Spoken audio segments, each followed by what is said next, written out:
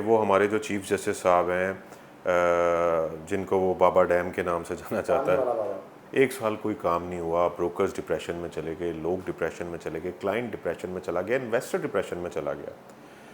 और मलिक रियाज साहब का उनके साथ 50 लाख घरों का भी मुआहदा होता है। फिर वो लंदन से उनकी जो पेमेंट आती है सुप्रीम कोर्ट में जमा होती है। फिर उसके बाद वो जो लीज़ के मामलात के लिए लोग इन्वेस्टमेंट कर रहे थे, फिर उसके लिए मामलात शुरू होते हैं। 460 अरब में से पैसे दिए जाते हैं। ओ भाई, मलिक रियाज के बगैर तुम रियल इस्टेट चला ही नहीं सकते। चला के तो दिखाओ। वो एक फ्रंट प्लेयर है, ठीक है, और पूरी दुनिया ने उसके ऊपर पैसा इन्वेस्ट किया हुआ है।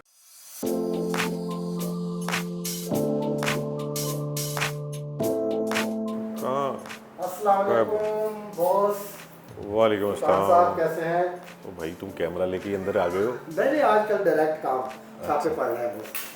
मुझे ये बताएं फरमान साहब, मैंने कहा कि यहाँ बाज़ार में इतने रूमर्स हैं और बाज़ार के अंदर बहुत सारी बातें चल रही हैं, तो क्यों ना ऐसे बंदे के पास जाया जाए जिसने यार ऑन ग्राउंड काम किया हो, या जिसने ऑन ग्राउंड डिलीवरी दी हो, और जिसने सबसे पहला खड्डा जो है वो बैरिया टाउन के अंदर मारा है और उसने घर बनाए हैं प्रीसेट 1 के अंदर। ये देखें, ये मेरे सामने आपकी एक यादगार लगी हुई है 2017 फरवरी है क्या जनवरी की।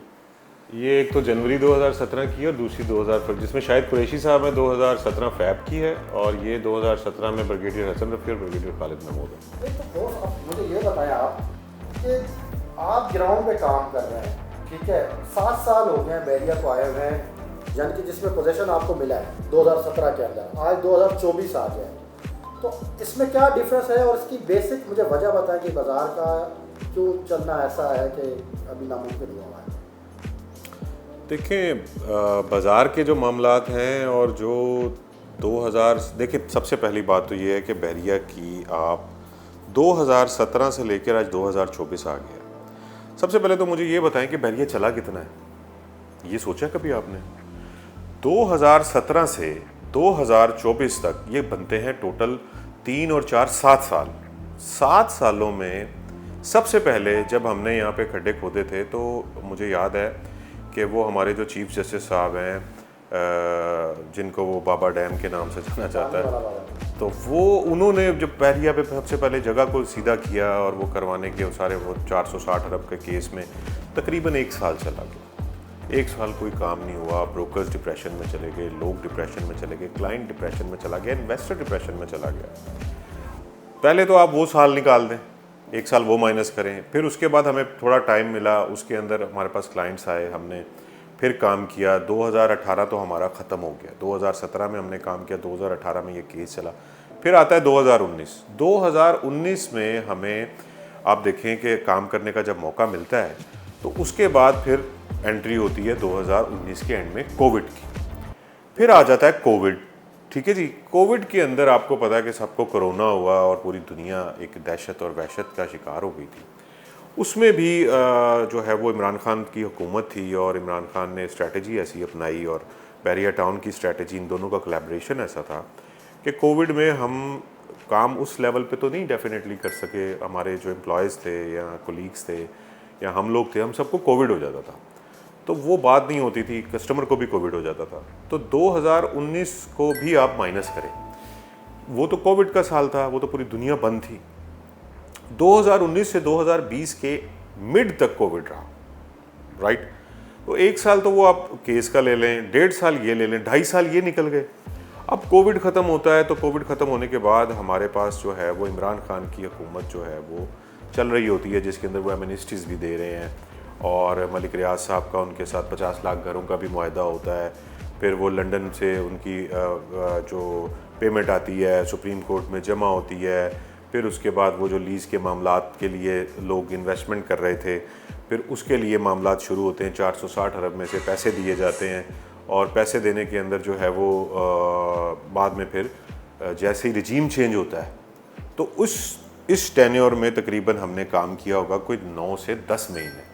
चलें आप 1 साल पकड़ लें, 1 साल आपने वो मतलब आप 2017 से 2024 तक देखिए जी। तो उसके बाद फिर आप देख लें कि 2.5 साल वो निकल गए आपके। फिर अब रजीम चेंज को तकरीबन तीसरा साल लग गया, ठीक है। अब 2.5 साल ये निकल गए आपके। तो टोटल हमें काम करने के लिए मिले 2 साल, 7 साल में से आप ये 5 साल तो निकाल दें। चले अब 2 साल नहीं, अब 3 साल कर लें। 3 साल कोविड को भी डाल लेते हैं। 3 साल में हमने 3 साल की ये पूरे इतने बड़े बहरिया टाउन कराची पूरे पाकिस्तान का सबसे बड़ा प्रोजेक्ट है, ठीक है। आप ये देखें कि इतने बड़े प्रोजेक्ट को 3 साल की डिलीवरी आप देखें कितनी ज़बरदस्त और मैसिव जो है वो प्रोडक्शन है और कितना बड़ा इंफ्रास्ट्रक्चर डिज़ाइन हुआ है। तो अब एक अच्छी खबर आई है जाके कहीं कि जी मलिक रियाज साहब जो हैं वो ECL से उनका नाम निकाल दिया। ओ भाई, मलिक रियाज के बगैर तुम रियल एस्टेट चला ही नहीं सकते, चला के तो दिखाओ। वो एक फ्रंट प्लेयर है, ठीक है, और पूरी दुनिया ने उसके ऊपर पैसा इन्वेस्ट किया हुआ है। तो ये कैसे पॉसिबल है कि जो है वो आप उसको बगैर देखें ना DH से चलता है, ना कोई सोसाइटी चलती है, ना कुछ और चलता है। ये पॉसिबल नहीं है, उसको आपको लाना पड़ेगा, उसके बगैर कुछ भी नहीं चलेगा। अब आप देख लो, कोई भी बिजनेस नहीं चल रहा, ठीक है, कोई भी बिजनेस, रियल एस्टेट कंस्ट्रक्शन को छोड़ दें, अब कुछ भी नहीं चल रहा अब, सही है। तो मेरा नहीं ख्याल कि ये मामलात जो हैं ये आगे भी मुझे कुछ ठीक नज़र नहीं आ रहे। अच्छा, मैं ये आपसे पूछना चाहूँगा कि जिस तरीके से आपने सबसे पहला घर भी यहाँ पे बनाया, सबसे पहली डिगिंग भी की और डिलीवरी भी सबसे पहली आपकी थी, तो आज 2024 में करंट सिचुएशन में लोग किस तरह काम कर रहे हैं, या पहले आपके पास कितना काम होता था और आज की डेट में कितना काम है, ताकि हम कंपेयर कर सकें और लोगों को बता सकें कि एक ऑन ग्राउंड काम करने वाला बंदा जो है वो उस वक्त किन हालात से गुजरता है। देखें जी, पहले हमारे पास काम माशाल्लाह चल के आता था, ठीक है, और हम बड़ा रिफ़ाइन काम लेते थे, ओवरसीज़ का काम लेते थे, कम ही लोकल बंदे का काम लेते थे, और एट ए टाइम हमारे पास हमारी कैपेसिटी के मुताबिक जो है वो जो हम जितने काम लेने होते थे हम ले लेते थे। बट अब तो ये हाल है कि अब हम जो है वो जो क्लाइंट्स जिनके कॉन्ट्रैक्टर्स बहरिया में भाग चुके हैं या उनके साथ सेटिंग नहीं बनी, तो वो भी काम अब हम ले रहे हैं। और क्योंकि ओवरसीज़ हैं तो ओवरसीज़ को मैंने शुरू से अकोमोडेट किया और स्टिल अभी कर रहा हूँ और करता रहूँगा, अल्लाह ताला ने जब तक सेहत तंदुरुस्ती दी हुई है।